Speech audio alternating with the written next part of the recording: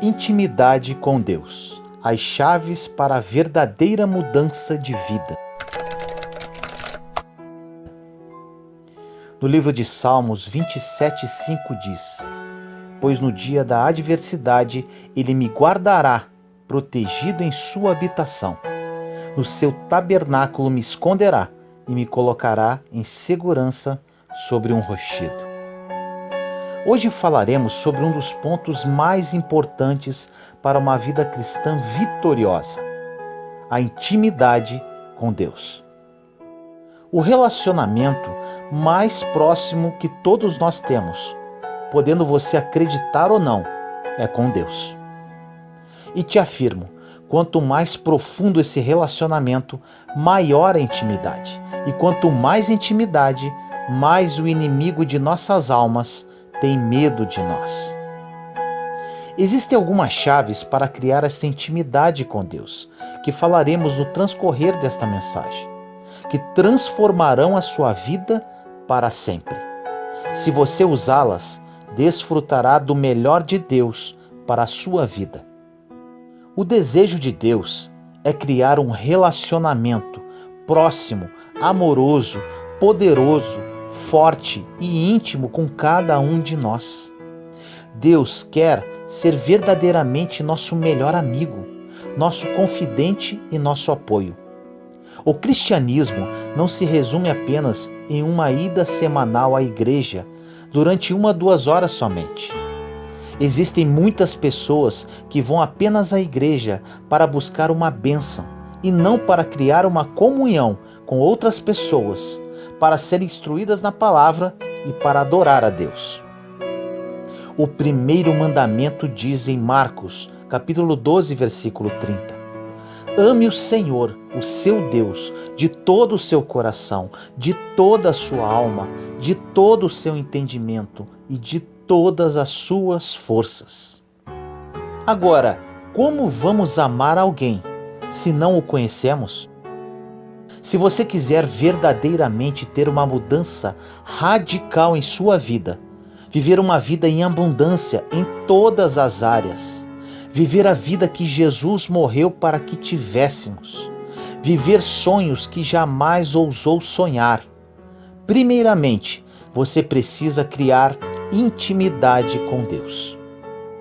E quando criar essa intimidade, você irá se apaixonar verdadeiramente pelo Senhor e cumprirá na íntegra o primeiro mandamento. Você realmente amará a Deus com todo o seu coração, de toda a sua alma, de todo o seu entendimento e de todas as suas forças. A primeira chave para criar uma intimidade com Deus é a verdade. Vamos dar um exemplo de um casal em início de namoro. Esse casal começou um relacionamento e, neste início, eles irão conversar muito um com o outro. Nessas conversas, eles falarão sobre o seu passado, sobre os seus gostos, sobre os seus objetivos, sobre os seus sonhos, sobre as suas manias, etc. Com Deus, precisamos fazer o mesmo. Porém, existe uma grande diferença. Deus já nos conhece profundamente, até mais que nós mesmos. É aí que está algo maravilhoso. Deus deseja um relacionamento conosco, porém Ele não nos obriga a buscar esse relacionamento. Temos a liberdade de escolher. Ele estará sempre de braços abertos e desejoso disso, porém cabe a cada um de nós essa aproximação dele. Precisamos abrir nosso coração para Ele, expondo a verdade sobre nós mesmos, apresentar nossas fraquezas, abrir todas as áreas de nossa vida, sem esconder absolutamente nada, até porque se escondermos, Ele saberá. O Senhor deseja que falemos com Ele. Para que Deus entre em todas as áreas de sua vida, você precisa permitir isso, para que Ele efetivamente esteja em primeiro lugar na sua vida. A segunda chave para criar uma intimidade efetiva com Deus é o tempo. Como você criará intimidade com alguém se não dedicar tempo para isso? Como criamos intimidade com as pessoas? Através do tempo. E aqui vem algo muito importante. Se Deus está em primeiro lugar em nossa vida, devemos dedicar a maior parte do nosso tempo a Ele. E como fazer isso? Através da oração, da leitura e meditação da sua palavra. Aí você pode me perguntar, então para eu criar intimidade com Deus, vou ter que ler a palavra e orar o dia inteiro? Eu vou te dizer como eu faço. Costumo dizer que pela oração falamos com Deus e através da palavra Ele fala conosco. Durante a manhã, na primeira hora quando acordo, nas primícias do dia, faço o meu devocional. Aí você pode dizer, mas para mim não dá, tenho que trabalhar, estudar. Te dou um conselho, acorde mais cedo. Eu leio um capítulo por dia do livro que estou meditando. Depois de ler, faço minha oração, consagrando o meu dia ao Senhor. Durante o dia, fico meditando em meu coração a passagem lida e estudada durante a manhã. Quando vou na rua ou estou dentro do carro, quando vou à academia, para o trabalho, seja aonde for, sempre estou meditando em meu coração o que li na palavra. Agora, se você não lê a palavra, em que você vai meditar? Mantenho contato com o Senhor durante todo o meu dia. À noite faço minha oração e medito novamente na palavra. Quanto mais buscar a Deus, mais sede da presença dele você terá. É incrível, quanto mais sede, mais insaciável você fica. Assim, dia após dia, de fé em fé, você estará trilhando pelo caminho perfeito que o Senhor tem para a sua vida. Para uma real mudança, Deus sempre deverá ocupar o primeiro lugar em sua vida. Não da boca para fora, mas no seu dia a dia, em tudo que você fizer. Se você dá mais atenção para o seu cônjuge do que para Deus, ele não está em primeiro lugar na sua vida.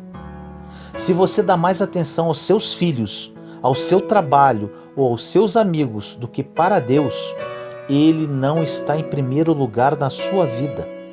E te afirmo, se você não colocá-lo em primeiro lugar em sua vida, verdadeiramente, você nunca realizará nada direito. Será frustração atrás de frustração.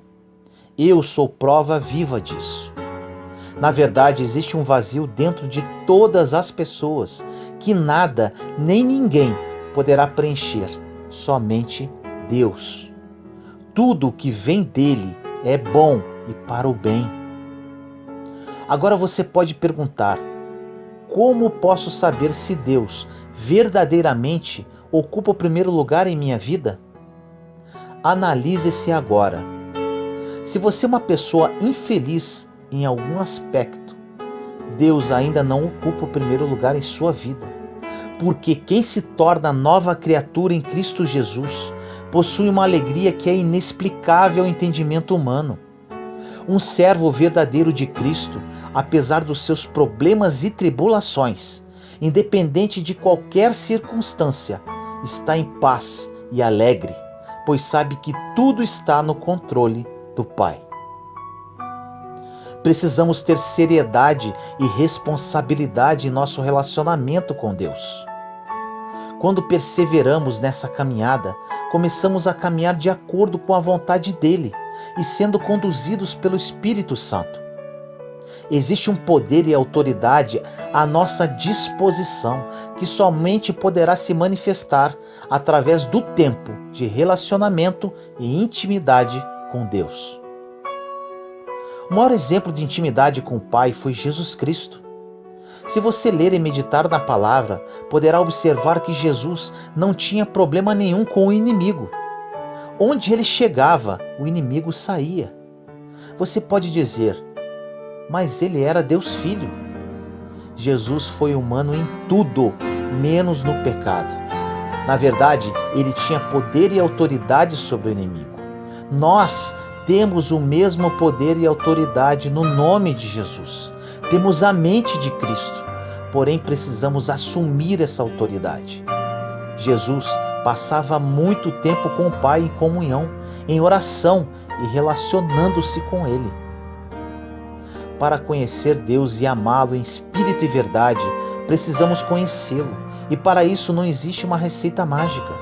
Isso somente será efetivo com muita oração, leitura, meditação e estudo das Escrituras. A palavra de Deus precisa estar enraizada em seu coração. Basta que você dê o primeiro passo em sua direção, que Deus te dará capacidade, força, graça e sabedoria para caminhar de fé em fé, um dia de cada vez. Cabe a você o esforço e a perseverança de prosseguir e nunca desistir. Renuncie o mundo, abandone o pecado, faça a sua parte e deixe Deus fazer a dele. Garanto a você que jamais irá se arrepender e viverá uma vida que você jamais ousaria sonhar um dia. No livro de Efésios, capítulo 6, versículo 10 diz: Finalmente, fortaleçam-se no Senhor e no seu forte poder. Em João, capítulo 10, versículo 27 diz: As minhas ovelhas ouvem a minha voz. Eu as conheço e elas me seguem. Como poderemos ouvir a voz do nosso pastor? Lendo, meditando na sua palavra e orando continuamente. Fazendo isso, ouviremos a sua voz e nos aproximaremos cada dia mais da sua presença. Abra seu coração ao Senhor e deixe-o trabalhar em todas as áreas da sua vida. Ele quer participar de tudo, de todas as suas decisões e colocar você no rumo do seu plano perfeito. Quando Deus conduzir os seus passos verdadeiramente, você emitirá luz através do seu semblante, paz na sua presença e renovará outras pessoas com seu sorriso, sem precisar falar nenhuma palavra. Para isso, você precisa ser uma pessoa íntima de Deus. Íntimo significa envolvido, consciente de cada detalhe. Intimidade significa amar sem reservas, estar junto em todos os momentos, estar perto, compartilhar as coisas juntos, amizade, união. É você que determina o nível de intimidade com Deus. Quanto mais perto, maior a intimidade. Quanto mais você se aproxima de Deus, mais gratificante a sua vida será.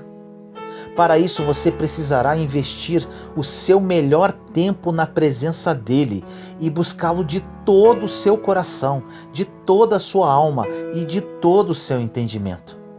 Se você colocar Deus em primeiro lugar no seu tempo, tudo dará certo na sua vida e o Senhor lutará suas batalhas. O que mais acontece no meio cristão é a busca de Deus pelo que Ele pode oferecer. É uma busca incessante das bênçãos do Senhor e não do Senhor das bênçãos. Buscamos muito a Deus para pedir o que precisamos e não pelo que Ele é. Precisamos buscar a face de Deus e não as suas mãos. Se buscarmos a face dele, suas mãos, consequentemente, sempre estarão abertas. No livro de Salmos 27:4 diz: Uma coisa pedi ao Senhor, é o que procuro, que eu possa viver na casa do Senhor todos os dias da minha vida, para contemplar a bondade do Senhor e buscar sua orientação no seu tempo. Olha essa passagem. Uma coisa, apenas uma, mais nada. Viver na casa do Senhor, permanecer na sua presença, estar com Ele a todo tempo. Se buscarmos uma relação superficial com o Senhor, os resultados serão superficiais. Se buscarmos uma relação profunda com o Senhor, os resultados serão profundos. Simples assim. Para uma relação profunda com Deus, precisamos ir além do que pensamos e sentimos. O salmista diz que a única coisa que ele precisa é habitar na casa do Senhor e contemplar sua bondade. Isso quer dizer que Deus é vital para a sua vida e que não poderia viver sem Ele. Deus precisa se transformar na sua vital necessidade. É como se você estivesse ligado a uma fonte de energia. Se desligar, você morre. Estar na presença de Deus precisa se transformar no seu principal hábito, para que Ele verdadeiramente esteja em primeiro lugar na sua vida. No livro de Mateus 6,33 diz: busquem, pois, em primeiro lugar o reino de Deus e a sua justiça, e todas essas coisas lhes serão acrescentadas. Por muitas vezes, ao invés de buscarmos o reino em primeiro lugar, buscamos os benefícios do reino. E simplesmente é impossível obter os benefícios do reino se não temos o reino. Buscamos a Deus primeiramente e, consequentemente, as coisas nos procuram. É bem assim que acontece. No livro de Salmos 37,4 diz: deleite-se no Senhor e Ele atenderá os desejos do seu coração. No Salmo 91,1 diz: aquele que habita no esconderijo do Altíssimo descansa à sombra do Todo-Poderoso. Habitar é morar, residir, ficar, permanecer, estar presente.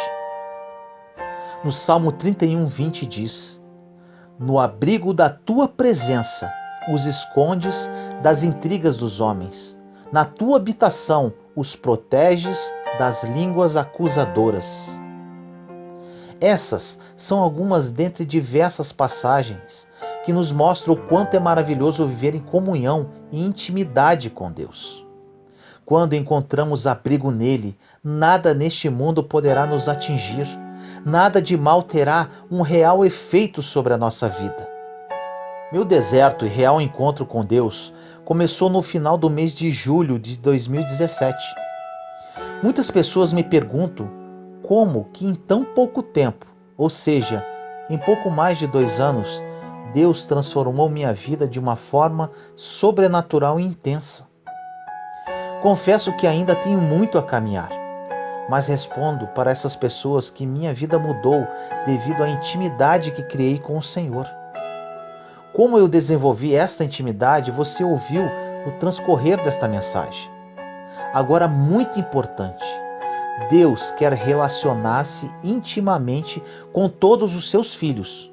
Porém, quem escolhe o grau de intimidade somos nós, através da nossa busca, da nossa entrega, das nossas renúncias. Deus não tem filhos preferidos, Ele ama a todos por igual. Podemos exemplificar os 12 apóstolos.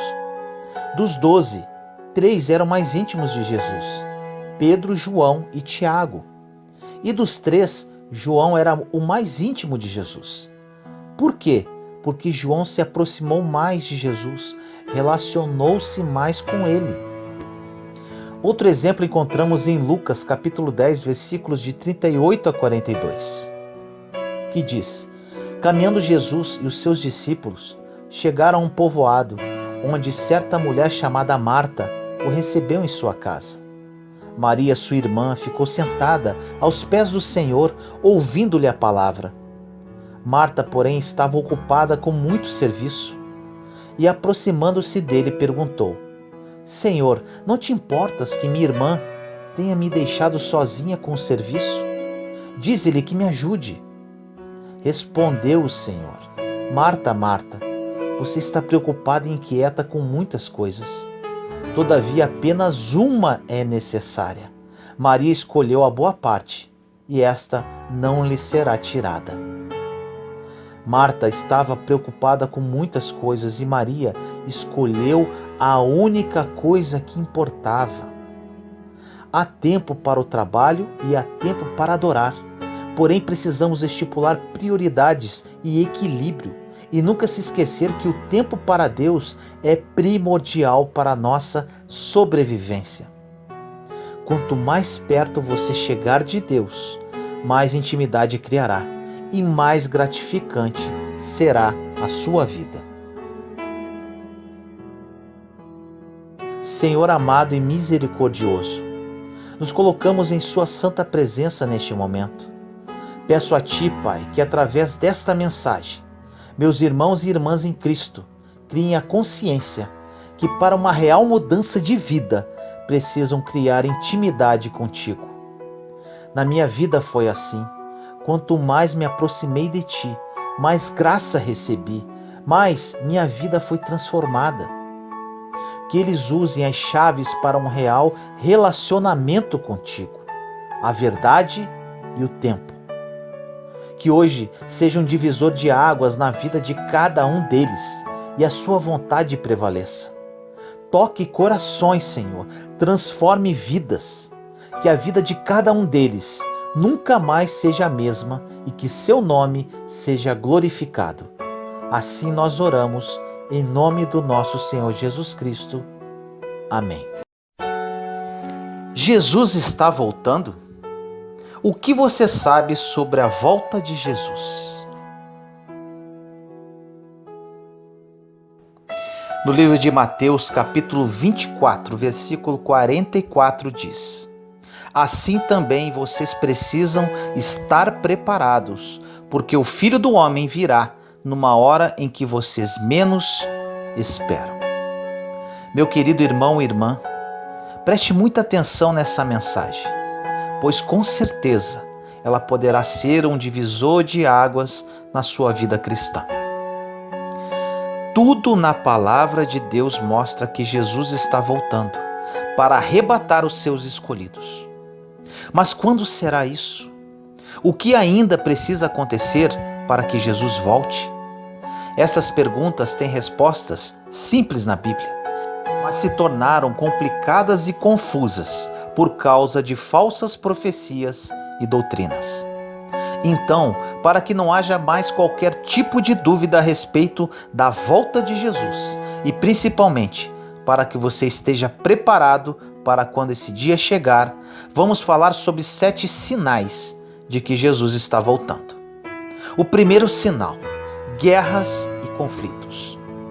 No livro de Lucas, capítulo 21, versículos 9 e 10 diz: Quando ouvirem falar de guerras e rebeliões, não tenham medo. É necessário que primeiro aconteçam essas coisas, mas o fim não virá imediatamente. Então lhes disse: nação se levantará contra nação e reino contra reino. Você já parou para pensar no número de guerras entre países que aconteceram e ainda acontece pelo mundo nos últimos 100 anos? São mais de 80 grandes conflitos que trouxeram uma terrível destruição. Sem falar dos massacres causados pelo fanatismo religioso, pela guerra do tráfico de drogas e muitas outras. O segundo sinal: catástrofes naturais. No livro de Lucas, capítulo 21, versículo 11 diz: haverá grandes terremotos, fomes e pestes em vários lugares, e acontecimentos terríveis e grandes sinais provenientes do céu. Tsunamis, furacões, terremotos, vulcões em erupção, fome e pestes em vários lugares. Você pode até pensar, mas isso tudo sempre aconteceu. Sim, mas estudos comprovam que o número desses acontecimentos foi muito maior no século XX do que em qualquer outro século. E a tendência é que essas catástrofes sejam ainda maiores no século XXI. Coincidência? Ou é porque Jesus está voltando em breve? O terceiro sinal: aumento do pecado. No livro de Mateus, capítulo 24, versículo 12 diz: devido ao aumento da maldade, o amor de muitos esfriará. O pecado tem se multiplicado de forma tão assustadora e se tornou algo tão comum que mal percebemos a sua presença entre nós. É óbvio que o pecado existe desde que Adão e Eva desobedeceram a Deus, mas sua influência entre os homens é cada dia maior e mais devastadora. Hoje há o excesso de pornografia, adultério, fornicação, corrupção, violência. E o pior disso tudo é que vivemos em uma sociedade que divulga essas práticas como algo normal. Se tornou uma verdadeira apologia ao mal. Mulheres de renome agora se gabam de suas fotos pornográficas e homossexuais se sentem ofendidos e nos rotulam de homofóbicos quando dizemos que Deus reprova esta prática. Em alguns países, a lei protege a mãe que mata seu próprio bebê no ventre. E os usuários de drogas, que antes viviam escondidos pelos becos, agora marcham pelas suas ruas reivindicando os seus direitos. A sensualidade, que antes era vista como obra da carne, agora se tornou a maior virtude de uma mulher. A luz virou trevas e as trevas, luz. O pecador não mais se envergonha do seu pecado. Pelo contrário, se orgulha dele. Você acha que Jesus não está voltando? O quarto sinal, a multiplicação do conhecimento. Em Daniel 12:4 diz: E tu, Daniel, encerra estas palavras e sela este livro. Até ao fim do tempo, muitos correrão de uma parte para outra, e o conhecimento se multiplicará. Por causa dos avanços tecnológicos, em menos de meio século o homem pisou na lua, criou a televisão, o telefone, o rádio, o computador, a internet, os smartphones. Na verdade, a cada minuto algo novo é criado. Tudo isso se tornou comum em nosso dia a dia. Mas o que pouca gente sabe é que essa multiplicação do conhecimento é um dos sinais de que Jesus está voltando. O quinto sinal, a propagação da nova era. Em 2 João, capítulo 1, versículo 7 diz: De fato, muitos enganadores têm saído pelo mundo, os quais não confessam que Jesus Cristo veio em corpo. Tal é o enganador e o anticristo. O movimento chamado de Nova Era é um conjunto de diferentes crenças, com o objetivo de buscar uma verdade universal. O termo Nova Era refere-se à Era de Aquário, que, de acordo com seus seguidores, está se iniciando, supostamente trazendo uma promessa de paz.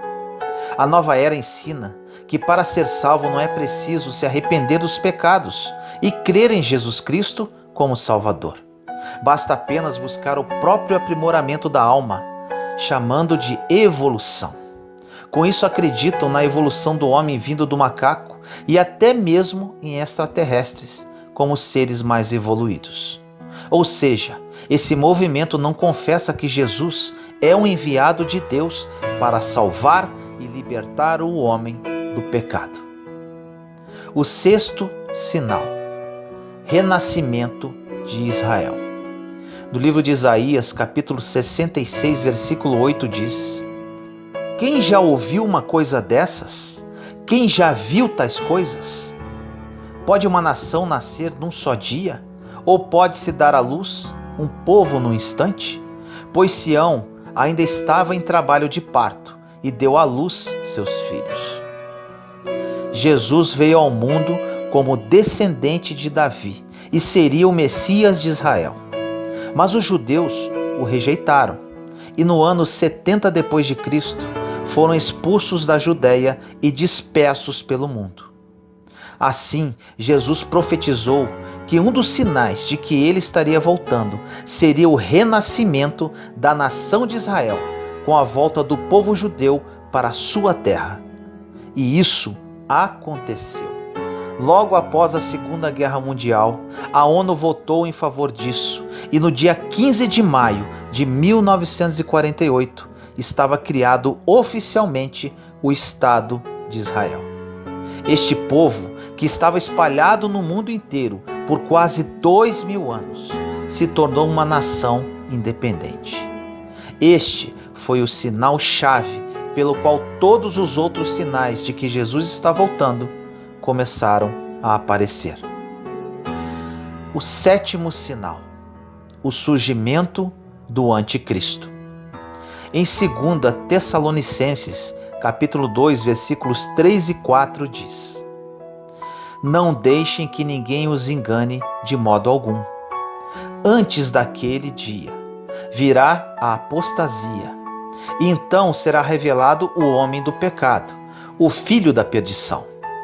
Este se opõe e se exalta acima de tudo o que se chama Deus, ou é objeto de adoração, a ponto de se assentar no santuário de Deus, proclamando que ele mesmo é Deus. Com a crise financeira mundial, Terceira Guerra Mundial, aquecimento global, grandes terremotos e tsunamis, fomes e doenças em escala global, surgirá uma pessoa, de forma bem sutil, com o discurso de trazer a paz e a unidade a todos os povos, e conseguirá resolver aparentemente as calamidades da Terra. Tudo indica que a crise financeira será resolvida com uma moeda única mundial, provavelmente o chip sobre a pele. A guerra será resolvida com um acordo entre Israel, os árabes e o resto do mundo. As diferenças religiosas serão sanadas através do Conselho Mundial das Religiões, sob o comando do Anticristo. A fome acabará, pois se criará um sistema de distribuição de alimentos. Com a solução aparente dos problemas da humanidade, o Anticristo será aclamado por todos os povos e proclamará Jerusalém como sua capital, exigindo a adoração de todas as pessoas. E realmente ele receberá essa adoração. Mas somente um povo na terra se recusará a adorá-lo e receber a sua marca. Trata-se da Igreja de Cristo, composta dos verdadeiros cristãos e dos judeus messiânicos, que creem em Jesus como Salvador. Contra esses, o Anticristo descarregará a sua fúria, que se manifestará na grande tribulação dos cristãos. Agora, eu falo com muita seriedade a todos vocês que ouvem essa mensagem. Diante de todos esses sinais, fica muito claro de que Jesus está voltando. E você, como se sente diante disso? Você está preparado para quando a trombeta tocar? Como tem sido a sua busca pela salvação? Te dou um conselho: não perca tempo. Reconheça Jesus como Senhor e Salvador da sua vida o quanto antes, pois amanhã poderá ser tarde demais. Ore comigo assim: Senhor misericordioso, entramos em sua santa presença neste momento, eu, meus irmãos e irmãs em Cristo Jesus. Pai amado, que essa mensagem toque profundamente todos os corações de quem a ouvi-la. Muitas pessoas desconhecem a verdade que vem de ti, desconhecem o caminho correto a percorrer e não vivem a vida que o Senhor idealizou para cada uma delas. Muitas não conhecem Jesus, outras conhecem, são cristãos, porém vivem uma vida de pecado e não o amam em espírito e verdade. Desperta-os, Pai, no dia de hoje. Que hoje seja um marco na vida de cada uma delas, para que aceitem verdadeiramente Jesus como seu único Senhor e Salvador. Assim eu oro em nome do nosso Senhor Jesus Cristo. Amém.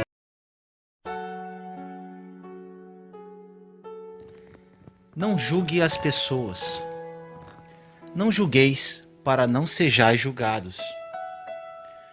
Pois com o critério com que julgardes, sereis julgados, e com a medida que tiverdes medido, vos medirão também. Porque vês tu o argueiro no olho do teu irmão, porém não reparas na que está no teu próprio? Ou como dirás ao teu irmão: deixa-me tirar o argueiro do teu olho, quando tens a trave no teu? Hipócrita, tira primeiro a trave do teu olho, e então verás claramente para tirar o argueiro do olho do teu irmão. Julgamento, crítica e desconfiança trazem muitos tormentos à vida das pessoas que cometem essas atitudes. São inimigos que destroem milhões de relacionamentos. As pessoas que pensam apenas em si mesmas um dia se tornarão pessoas solitárias, e isto é fato. Você gosta de estar próximo de uma pessoa que acha que sabe de tudo? Ou que dê opinião sobre qualquer coisa? Ou talvez seja rápida para julgar os outros? Ou quem sabe seja crítica demais? Acho que não. E caso você se enquadre numa dessas características, tome cuidado. Ninguém suporta conviver com esse tipo de pessoa. O nosso único julgador é o Senhor. Como cristãos, podemos julgar o pecado, mas não as pessoas. Da forma que julgamos, seremos julgados. Isto retrata claramente que colheremos o que plantarmos. Muitas vezes estamos colhendo em nossa vida o que semeamos anteriormente na vida de outra pessoa. Temos que monitorar os nossos pensamentos, não deixando brechas para o inimigo. Satanás, por muitas vezes, utiliza essas aberturas para ficarmos julgando a falha dos outros. Esquecemos de olhar para nós mesmos e ficamos procurando defeitos no próximo. Ninguém pode mudar ninguém. Somos impotentes para realizar essa proeza. Somente Deus muda pessoas. Não podemos mudar nem a nós mesmos com as nossas próprias forças. Somos meras criaturas carnais e limitadas. Então você pode perguntar: o que devo fazer então para mudar?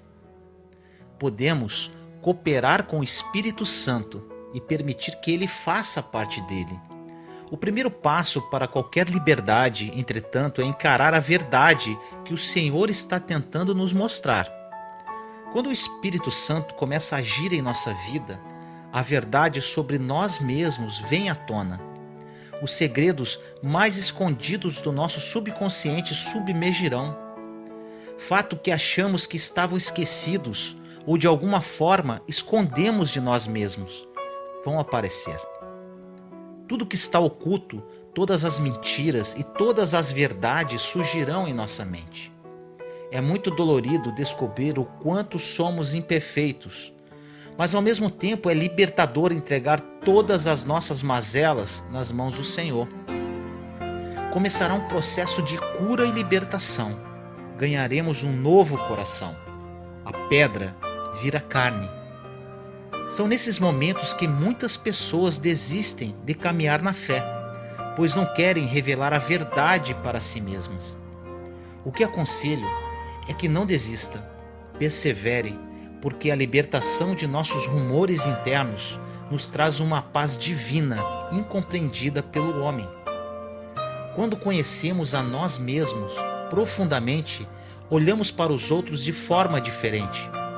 Quando temos nossos pensamentos e conversas focados no que está errado com todos os outros, estamos geralmente sendo enganados sobre a nossa própria conduta.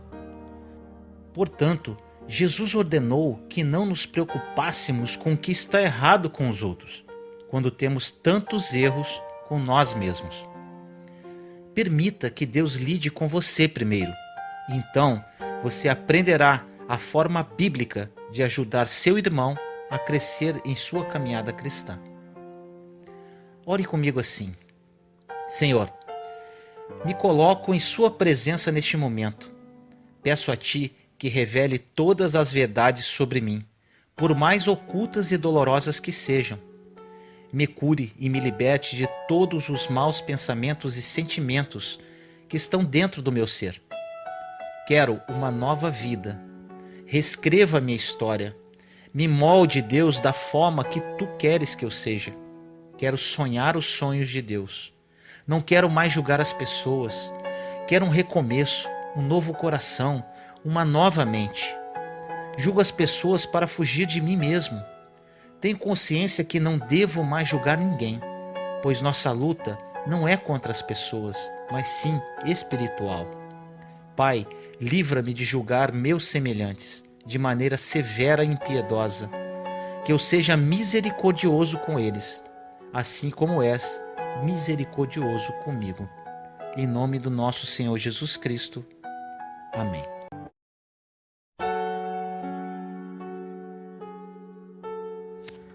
Murmuração e reclamação abrem a porta para a destruição. Em 1 Coríntios 10, de 9 a 11 diz: Não ponhamos o Senhor à prova, como alguns deles já fizeram e pereceram pelas mordeduras das serpentes. Nem murmureis, como alguns deles murmuraram e foram destruídos pelo exterminador. Estas coisas lhes sobrevieram como exemplos e foram escritas para advertência nossa, de nós outros, sobre quem os fins dos séculos têm chegado. Colocar o Senhor à prova significa testar a sua paciência, tornar-se uma prova para Ele, fazer uma avaliação crítica dele e explorar a sua bondade. Quando murmuramos, nos queixamos ou reclamamos, estamos fazendo uma crítica ao Deus que servimos. Ao murmurar, os israelitas abusaram da bondade de Deus, por isso foram destruídos. Isso está registrado no Antigo Testamento e confirmado no Novo Testamento para que nos sirva de lição. Em outras palavras, está escrito e repetido para que possamos ver o erro que cometeram e não voltemos a repeti-lo. Eles murmuraram e enfrentaram a morte e a destruição. Deveríamos ser mais cautelosos com esses exemplos para não segui-los. Além de envenenar o futuro, a murmuração e a queixa também podem envenenar o presente. Uma pessoa que murmura e se queixa pode ficar muito doente. Palavras podem afetar o corpo físico.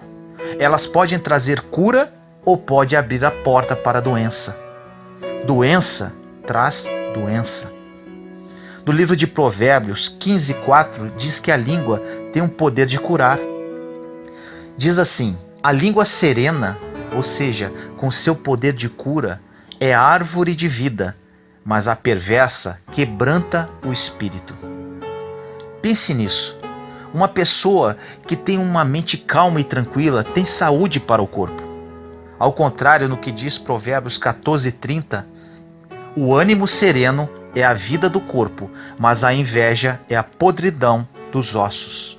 Ou seja, a língua perversa, cheia de inveja, ciúme e ira, pode na verdade destruir o corpo físico.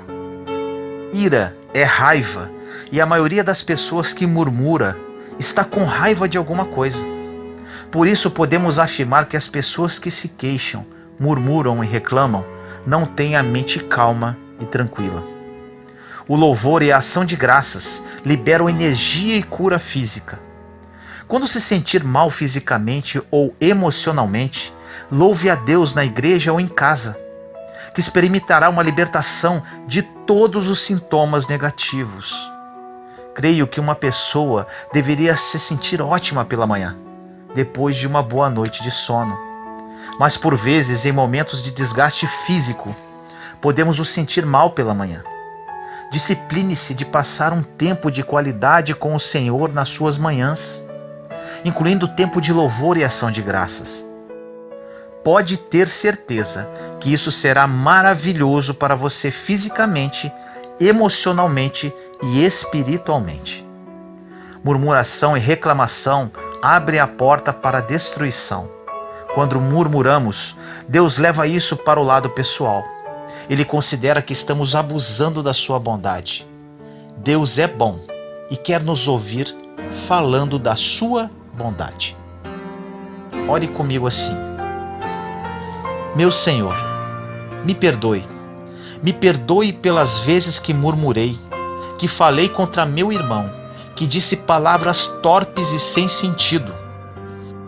Minhas palavras ao longo da minha caminhada trouxeram graves consequências para a minha vida. Me ajude, meu Deus, através da ação do Espírito Santo, para que de minha boca saiam apenas palavras que retratam a sua bondade.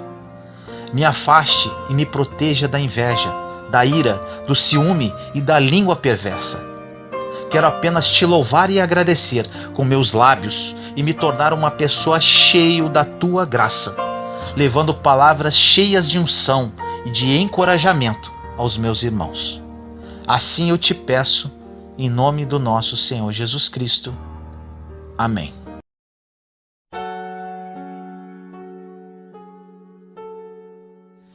Bom, perfeito e agradável.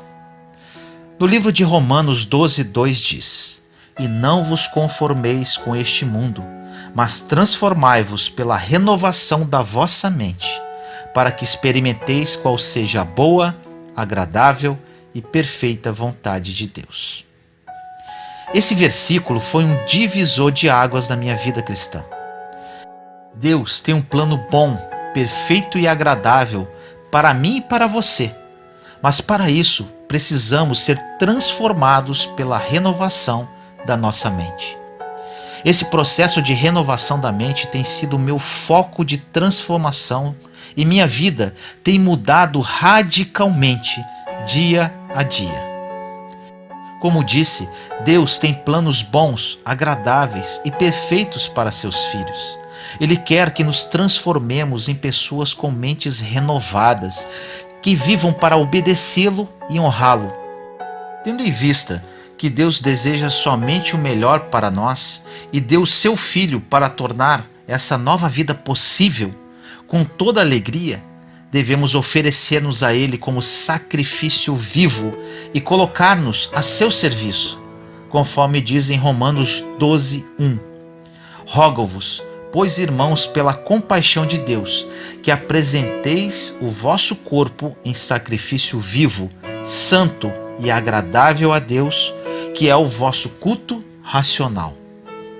Paulo preveniu os irmãos em Cristo: não vos conformeis com este mundo. Os cristãos prudentes concluem que grande parte do comportamento mundano foi descartado. Entretanto, nossa recusa em nos conformarmos com os valores deste mundo deve ir muito além de comportamentos e costumes. Deve estar firmada em nossa mente.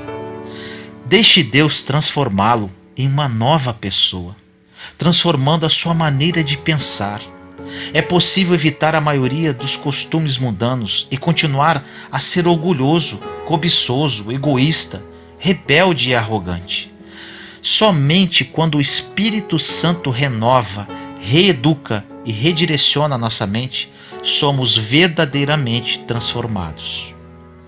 No livro de Romanos, capítulo 8, versículos 5 e 6 diz: Porque os que são segundo a carne inclinam-se para as coisas da carne, mas os que são segundo o Espírito, para as coisas do Espírito.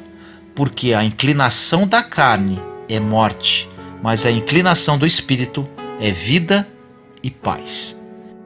Paulo dividiu as pessoas em duas categorias: aqueles que se deixam controlar por sua natureza pecaminosa e aqueles que seguem o Espírito Santo. Todos nós estaríamos na primeira categoria se Jesus não tivesse nos oferecido um escape.